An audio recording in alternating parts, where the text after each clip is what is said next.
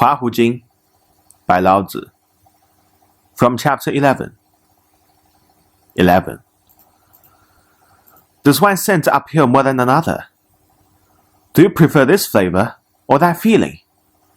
Is your practice sacred and your work profane? Then your mind is separated from itself, from oneness, from the Tao. Keep your mind free of divisions and distinctions. When your mind is detached, simple, quiet, then all things can exist in harmony, and you can begin to perceive the subtle truth. 12. Do you wish to inhabit sacred place? To have the respect and companionship of the higher spiritual beings? To be protected by the guardians of the 8 powerful energy rays? Then cherish the integral way. Regard these teachings with reverence. Practice their truths. Illuminate them to others. You will receive as many blessings from the universe as there are grains of sand in the river of timelessness. 13. The tiny particles which form the vast universe are not tiny at all. Neither is the vast universe vast.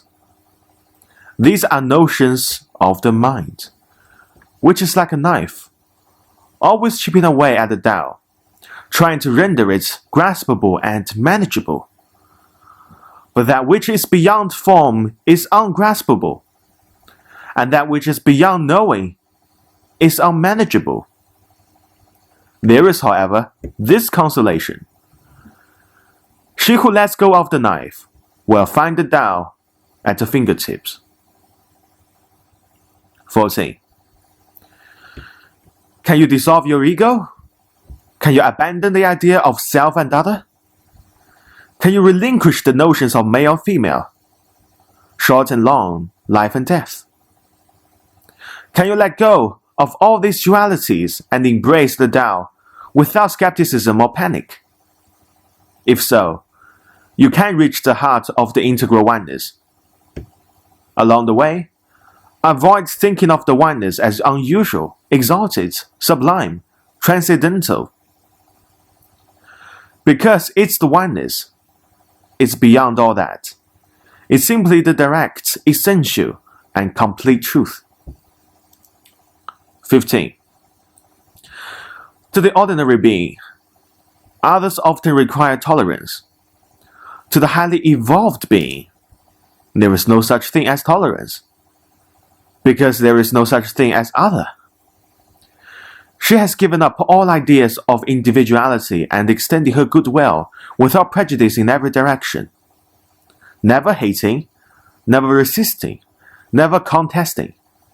She is simply always learning and being. Loving, hating, having expectations, all these are attachments. Attachment prevents the growth of one's true being. Therefore, the integral being is attached to nothing and can relate to everyone with an unstructured attitude. Because of this, her very existence benefits all things. You see, that which has form is equal to that which is without form, and that which is alive is equal to that which rests.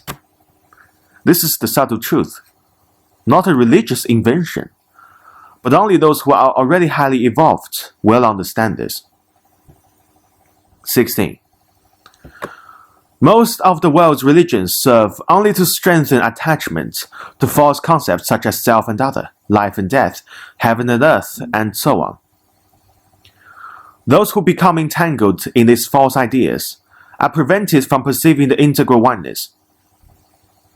The highest virtue one can exercise is to accept the responsibility of discovering and transmitting the whole truth. Some help others in order to receive blessings and admiration.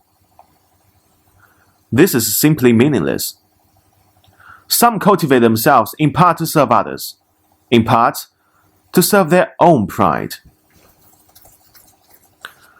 They will understand at best half of the truth. But those who improve themselves for the sake of the world, to these, the whole truth of the universe will be revealed. So seek this whole truth. Practice it in your daily life, and humbly share it with others. You will enter the realm of the divine. 17. Do not go about worshipping deities and religious institutions as the source of the subtle truth. To do so is to place intermediaries between yourself and the divine, and to make of yourself a beggar who looks outside for a treasure that is hidden inside his own breast. If you want to worship the Tao, first discover it in your own heart. Then your worship will be meaningful. 18. There is no one method for attaining realization of the Tao. To regard any method as the method is to create a duality, which can only delay your understanding of the subtle truth. The mature person perceives the fruitlessness of rigid external methodologies. Remembering this, he keeps his attitude unstructured at all times, and thus is always free to pursue the integral way. He studies the teachings of the masters. He dissolves all concepts of duality. He pours himself out in service to others. He performs his inner cleansing and does not disturb his teacher with unnecessary entanglement, thus preserving the subtle spiritual connection with the teacher's divine energy. Gently eliminating all obstacles to his own understanding, he constantly maintains his unconditional sincerity. His humility, perseverance, and adaptability evoke the response of the universe and fill them with divine light. 19. To the ordinary person, the body of humanity seems vast. In truth, it is neither bigger nor smaller than anything else. To the ordinary person, there are others whose awareness needs raising. In truth, there is no self and no other. To the ordinary person, the temple is sacred and the field is not. This, too, is a dualism which runs counter to the truth. Those who are highly evolved maintain a non-discriminating perception. Seeing everything, labeling nothing, they maintain their awareness of the great oneness. Thus, they are supported by it. 20. The clairvoyant may see forms which are elsewhere, but they cannot see the formless. The telepathic may communicate directly with the mind of another, but he cannot communicate with one who has achieved no mind. The telekinetic may move an object without touching it, but he cannot move the intangible. Such abilities have meaning only in the realm of duality. Therefore, they are meaningless.